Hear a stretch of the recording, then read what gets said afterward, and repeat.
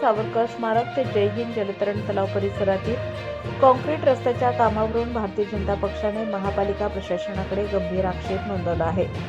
वर्षभरापूर्वी तयार करण्यात आलेल्या या रस्त्याला मोठे भगदाड पडल्याने रस्त्याच्या कामाच्या गुणवत्तेवर प्रश्नचिन्ह उपस्थित झाले आहे। भाजप पदाधिकाऱ्यांनी या रस्त्याची पाहणी करत संबंधित ठेकेदाराच्या कामाची चौकशी करण्याची मागणी केली आहे। रस्त्याच्या काँक्रिटीकरणासाठी वापरण्यात आलेले साहित्य आणि कामाची पद्धत यांची तांत्रिक तपासणी करावी अशी मागणी करण्यात आली आहे।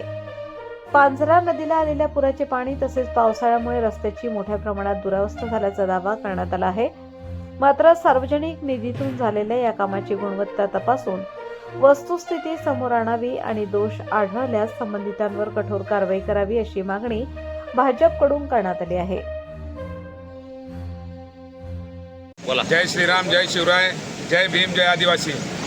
मी तर प्रथमतः आपले सर्व जागरूक पत्रकारांचं पहिले अभिनंदन करू इच्छितो की ते शहरातल्या अनेक कानाकोपऱ्यात फिरून जिकडं भूतकाळात निकृष्ट काम झाले आहे असे कामं निर्देशनास आणून देत आहे। त्यापैकीच हा नदी काठचा संत रविदास महाराजांच्या उद्यानाजवळचा हा रस्ता प्रशासक काळ झालेला आहे आणि आमच्या माहितीप्रमाणे उभाटा सेनेच्या एक माजी उमेदवारांनीच हा रस्ता केलेला आहे। त्याच्यानंतर ही जी ड्रेनेज लाईनचं जे काम चालू होतं ते मजिप्राच्या अंतर्गत चालू होतं। त्यांनी ही नीट व्यवस्थित प्रेसिंग रोलिंग न केल्यामुळं हा रस्ता काही प्रमाणात दसला गेलेला आहे।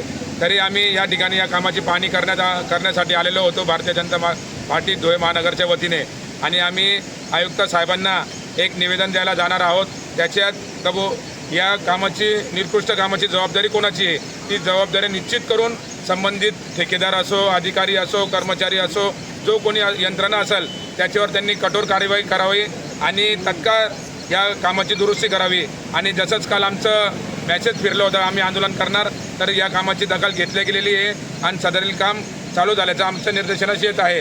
जरी काम झालं तरी पण आम्ही या कामाच्या पाठीमागं लागणारच आहोत आणि जो याला जबाबदार आहे, जनतेचे जो पैशाचा इकडं गैरउपयोग झाला, दुरुपयोग झाला आहे, त्याच्यात कोण जबाबदार आहे त्याची जबाबदारी निश्चित करून नक्कीच आम्ही त्याच्यावर कठोर कारवाई करण्यात लावणार आहे। आणि याच्या पुढं असेच जे काम करणार आहेत, निकृष्ट काम करणार आहेत, त्यांनाही या माध्यमातून एक भारतीय जनता पार्टीमार्फत इशाराच आहे का जरी तो ठेकेदार कुठल्याच पक्षाचा असो, कोणाचाही कार्यकर्ता असो, तर निकृष्ट दर्जाचं काम हे खपवलं जाणार नाही आणि जे भूतकाळातही झालेलं आहे तेही आम्ही दुरुस्त करून घेणार आहोत।